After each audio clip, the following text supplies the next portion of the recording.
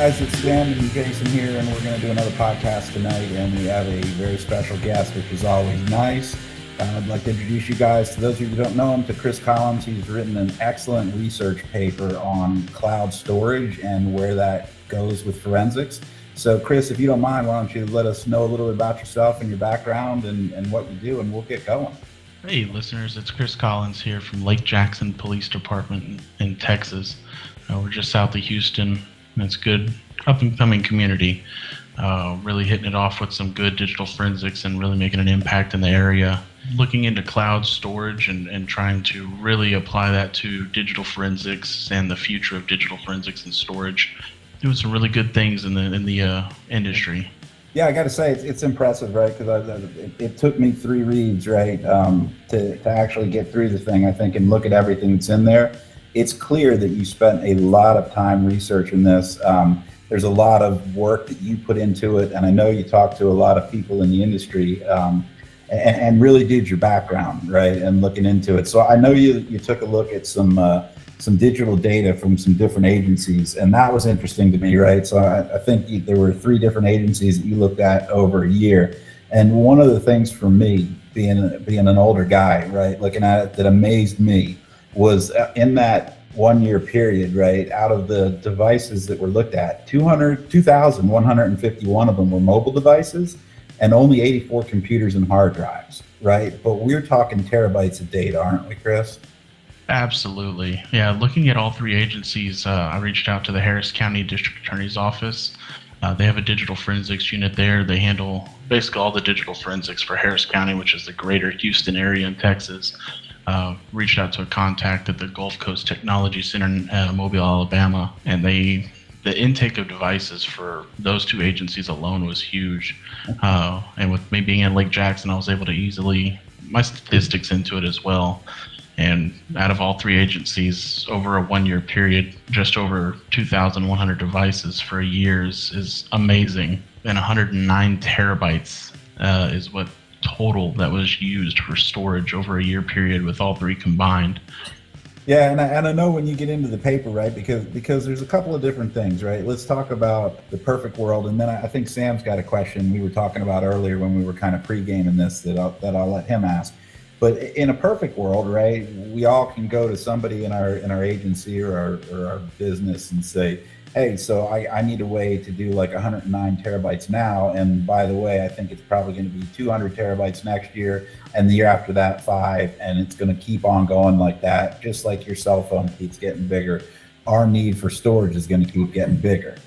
So I know when Sam and I were talking earlier, one of the things that we were interested in was, do you see cloud as the inevitable future for evidence storage? It definitely is emerging as it's going to be the go-to because of the simplicity that it brings to the format for storage.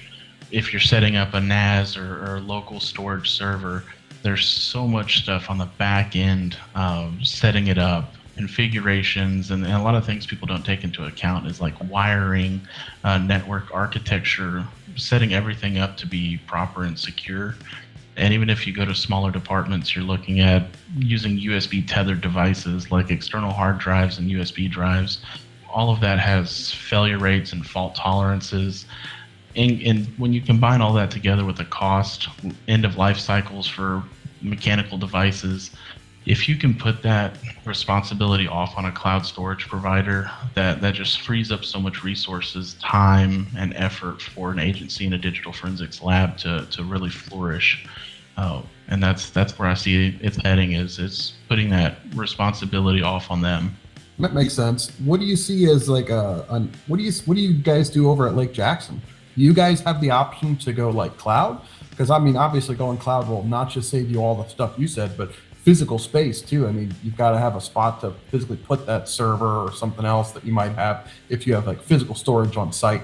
Right now, we just acquired 5 22 terabyte hard drives that we're using in our Polino system on the hot swap bays up front. Yeah. Full disclosure at this point, we are a hardware manufacturer, right? We do not do cloud computing, but we do sell hardware. That being said, we're going to stay as vendor neutral as we can, but thank you, Chris, for the plug. We appreciate it. Yeah, so we've got 522 terabyte hard drives set up and on our workstation, and getting them set up in a RAID array so that way there's some tolerance there if there is a drive failure, and that's going to be for our long-term storage and backup solution at this time. And generally right now our other backup solution is using 5 terabyte USB external hard disk drives for our storage into evidence. For case management and case storage, we're using USB thumb drives and submitting those with the raw extraction data along with the report files that are generated off of mobile devices. So I think that's really smart, right? To have written the paper that you've written, right? Because I think that you're looking ahead, right? Which is what I really love about talking to you, Chris. And you're thinking about, okay, that's what we do right now. That's what we have the budget for, right? And we all work within a budget, right? But you're positioning, your agency for when it's time to make that transition, when you have to go to command staff and say, look, seriously, right, we're spending way more on the rest of this and we're losing case time because we have people, like you said, we have drives that fail, right? We have all these other things that happen. And if you stay on the path of the physical architecture at your agency, that just has to get bigger and bigger. And, like I think Sam mentioned and you mentioned as well, the problem that comes with that, it's not so much working with that every day. It's when something happens, right? It's when something goes bad. So I know you had a pretty good story from some good friends of ours down in Southwest Virginia, which I guess another full disclosure, I'm actually from that area, very familiar with that area, but Bedford County and Southern Virginia ICAC, really great friends of ours, both personally and on the Sumuri side.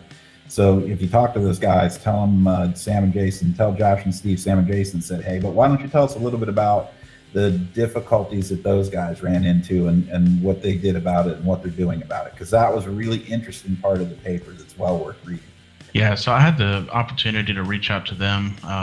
One of the people that helped me really write this paper, Jim Cole, recently retired from Homeland Security Investigations, set me up with Sergeant Josh Dobbins and Captain Steve Anders over at the Bedford County Sheriff's Office. They're attached to the Southern Virginia Internet Crimes Against Children Task Force headquarters over there. They had some unique challenges show up with them being ICAC, Internet Crimes Against Children Task Force. They're dealing with some of the most sensitive evidence that you can have whenever you're talking on the digital medium, any kind of child sex abuse materials, images, videos, things like that, and other pieces of digital media that are used in those types of evidence, like custom hash sets for comparing to images that are located, or comparative image libraries. They have to house all of that. And around 2015, I learned from those guys that they began upgrading their local data storage servers, and they had on-site 2 fairly large rack-mounted servers and a total of 1 petabyte of storage for that whole server system. 2018 comes around. If you think that's only 3 years, they had a critical failure on that server. It was due to a configuration error, and they ended up losing tons of case file data, comparative image libraries, and that really sparked them to set up a off-site server in a totally different location for strictly backups. But if you think about that, to set up a backup server like that, it has to match that original server. So they have to build a complete setup of another petabyte storage server just for backups. So now you're doubling your budget for 1 petabyte of storage, and that's a ton of space. But whenever you think about that kind of failure that they had, they lost well over hundreds of gigabytes of data from cases from 1998 all the way to 2013, along with a bunch of other image tools and things that were just lost and not recoverable. Yeah, we might know a company that was involved in the backstory there with getting those other servers up and running and things like that. We might know that company very well. But you mentioned Sam chuckling over here now. Shameless plug. Anyway, you can't go wrong with Jim Cole in terms of connections inside the forensic community, especially when it comes to CSAM. And you also can't go wrong with Jim Cole in terms of recommendations for beer. So Jim's a great guy. We've known him for years as well. And I mean, that's a perfect use case. And for everybody that's looking at this and thinking, okay, all of this sounds awesome, but Chris just gave us the exact problem right there. If I'm taking CSAM and I'm putting it up in a cloud and that gets intercepted, didn't I just become someone that transported that across state lines, right? And committed a crime myself, and now am I going to get arrested for letting this out into the wild? So I know in your paper, toward the middle of it, you talk about the whole, how safe is it, how secure is it, so why don't you take us through a little bit of the FedRAMP stuff and NIST and some of the other things that are involved in that, things that would make old people like me feel a little more comfortable with the fact that, this was unheard of, right? Like 5 years ago, this was crazy talk.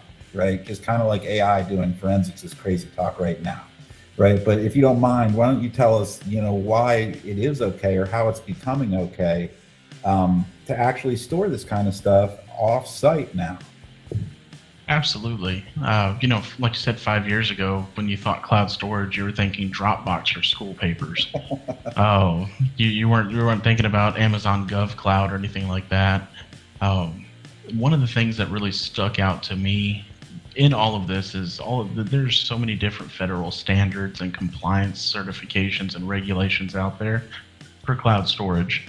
And one of the big ones that I've really looked at for guidance on how secure it is the Department of Defense Security Requirements Guide. They classify different levels of storage and how secure they are with what's called impact levels. From IL1, impact level 1, that's for uncontrolled free access documents, all the way to IL6 is for secret, top secret type documents. And for the DoD to put a standard on cloud storage, to rate cloud storage to hold secret, top secret documents really stood out to me, because that's some of the most controlled documents and data out there. And to even get a clearance level for that, having a single scope background investigation complete, for how strict those are, for them to be able to put a classification on cloud storage to meet those kind of rigorous standards really stuck out to me. But each one of these federal standards, you've got like CJIS security compliance through the FBI, DoD, or DOJ. You've got FIPS compliance, NIST compliance, all of these different acronyms that you can spout off about. They all are building blocks upon each other. Whenever you read these security standards, you'll often see that FIPS is compliant with certain NIST standards, and they build off of the NIST, SP 800 series paperwork and the cybersecurity framework. And when you look at NIST, it mentions, FedRAMP, and FedRAMP mentions NIST, and a lot of these, they overlap on a lot of their coverage for standards. So whenever you look at it as a whole, even including HIPAA for health insurance information or healthcare information, a lot of the major ones out there that I mentioned in my paper meet all of those standards. And there's a caveat to that.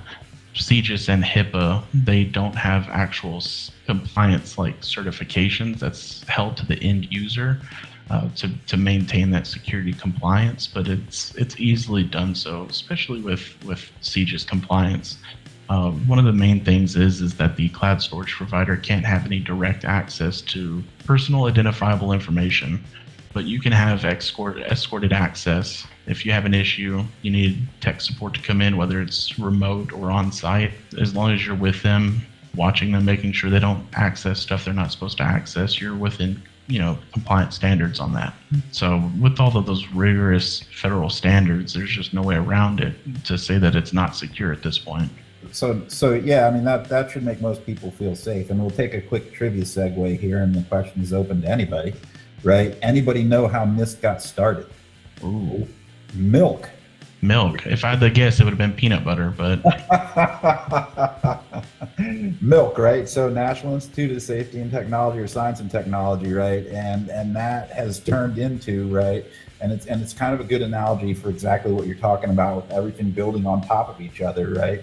Is, over the years, decades, century, I guess, or more now, I don't know when it was founded, you can see where that's now transformed into, now we're looking at, okay, how do we protect humans from bad milk? And now we're at how do we protect humans from bad data, right? So it's really interesting when you look at disruption events, things that change things. And I think, cloud computing or cloud storage, I guess I should say, is really a disruption event or part of a disruption event that's taken a little while to get rolling, but is going to quickly snowball, much like I think is going to happen with artificial intelligence in about 3 to 5 years. I think that just with the amount of data that's stored electronically, increasing year over year over year, you're going to see that cloud computing change happen quickly. And the providers are prepared, much like you said, right? They know that this is something that they have to be aware of. And for me, the way I look at it is, at first I was frightened, right? Because I'm like, okay, frankly, this sucks, right? Stuff's going to be out in the wild. People are going to find stuff. There's going to be data breaches, right? It's much better if it's just in a castle with a moat around it that no one can get into. And when you think about it for a little while, you're like, well, what is more likely? And ransomware is a good example, right? Who gets hit with ransomware? Not the big corporations, not the big governments, the smaller cities, the hospitals, the things like that are vulnerable, that don't have the manpower to do it. So when we talk about all these petabytes and petabytes, and Stan's better at math than me, there's probably something past a petabyte, what, exabyte? Exabyte. So exabytes of data that are out there, right? Do we really want to trust ourselves to do that, even though we are who we are as forensicators? Or do we want to turn it over to people whose only job is data and securing it, right? So, I think that's a big thing that I took away, or a big key takeaway from me. And I've monopolized this, so I'm going to let Sam jump in with a couple things. But for me, one of the things that you said, right, and one of the things people have to think about, that we need to meet federal or state compliance standards. And most of the states, it looks like from the paper, which for your state, if you read Chris's paper, he tells you in there exactly what your standards are for your state, if there are any. Most of them have some kind of standards to follow, something that follows the feds, right? But once that's achieved, once you have that, right, it all comes back to you again, just like it did when you had an evidence locker, right? And the evidence locker, it only works when you actually pick up the drive with the evidence on it and put it back in the locker. So the way I think about that with the whole cloud computing thing is, this whole thing only works, right, if you use it properly, right? So if you do what you're supposed to do on your end, you can pretty much rest assured that they're going to be doing what they're supposed to be doing on their end. But trust but verify, right? So and when you look into these cloud computing things, and I don't remember if that was covered in detail in there, but you absolutely are able to audit those things. There are security audits that they put out and security audits that you can request, right? So it's like everything else. Once you actually understand what it is and you know what you're talking about, you have the opportunity to look at that. You have the opportunity to look at what their security is like, and you have the opportunity to test it. And it's really, for me, that's the big takeaway is, don't be afraid of cloud storage, but be wary. Like anything else, be wary of the fact that you may lose your data if you're not on top of your game. Sam? I guess I had one more question. Jason, you'd mentioned something about ransomware not affecting the big agencies, but more the smaller ones. In the same sort of sense as things that could be better for a small agency than a bigger one. Hey, Chris, do you think there's any correlation for the cloud usage and the agency size? Is it like inversely proportional? Do you think cloud storage is something that's better off for really big agencies? Do you think it's better off for small agencies? Maybe there's no connection at all. I just wanted to hear your thoughts on that. Well, it really depends upon the intake and processing of data. I did a trend analysis for our agency, and we started digital forensics in 2015, doing mobile devices. And with that, over, I think from 2015 to 2016, we used 1 terabyte. 2016 to 2018, we needed a 5 terabyte hard drive. And that trend just kept continuing until last year. Within 1 year, I'm using a 5 terabyte hard drive, and I'm still housing information and data from forensic analysis reports on the local machine that I'm not able to move off yet. I'm waiting to get another 5 terabyte drive. Luckily, with our implementing those 22 terabyte drives, I'm going to have a nice storage pool to put all that in now, but that trend just kept going up. And finally, over a 5-year period, I mean, we're going to be looking at 10 terabytes per year and then 20 terabytes per year, even with a smaller agency, because we have expanded our forensic lab to accept multiple outside agencies. Nice. Yeah, so we're helping out multiple smaller agencies. Our community is pretty small and spread out here. It's very rural out here. With us being south of Houston, we have several smaller police departments that just don't have those capabilities. That's why the main reason we opened it up to not only smaller agencies, but also surrounding counties. I've processed devices for several of the surrounding counties, and including large agencies like Houston Police Department has brought mobile devices to us to process because of their backlog is so far back and they have an important case they need processed. I can get that information to them. Along with working with the ICAC task force and processing devices for Homeland Security in our area, even helping out our local U.S. Coast Guard station with devices. So with not only expanding the type of data we're getting, it was in 2018, 2019, we were only processing advanced logical downloads of phones, and then we ended up moving into collecting a lot of full file system downloads. So even at our smaller agency, collecting larger data sets from devices, the device storage sizes are vastly increasing to now you can get a 1 terabyte iPhone. Then not only helping those other surrounding agencies, it just really, it depends upon the agency. If we were a small agency doing only our own phones, I could see, it may not be a jump to make yet, but it's still going to be coming in the future. For us, we're getting to that point where we're going to need to make that move to the cloud to maintain good storage. Well, what that makes me happy, right? Because at the end of the day, we're all kind of here for the same mission, either in support like we are here at Sumuri, or on the front lines like you are, which is putting people that are doing bad things away, getting them away from our families, getting away from our friends, and just changing the world, making it a little better place every day, right? So that's awesome that you're doing all that work for the other agencies, and it's a testament to two things. The main thing, which I would say 98% of it, is probably you, Chris, and all the work that you put into it. And then I've not had the chance to visit your lab, but I did see a picture on social media, that really cool mouse pad that you have and those little yellow plastic things. That's the other 2%, I think. But that being said, right, I want to give you the chance. We're getting kind of toward the end of it here, but I want to give you the chance now to tell us what question we should have asked you that we didn't. What didn't we think about? What can you say for people? And also, shameless plug for Chris, we're going to put links to his paper when we put this out. There'll be a link at the end of the podcast, and we'll let you guys know where to find it. Chris, feel free to tell people where to look at it now if they want to. I know I posted it to my own personal LinkedIn account, so you can find it there. I know it's on Chris's LinkedIn account. But Chris, what didn't we think about to ask, or what would you like to leave us with to think about? How are we going to finish up this discussion on cloud storage? Oh, absolutely, yeah.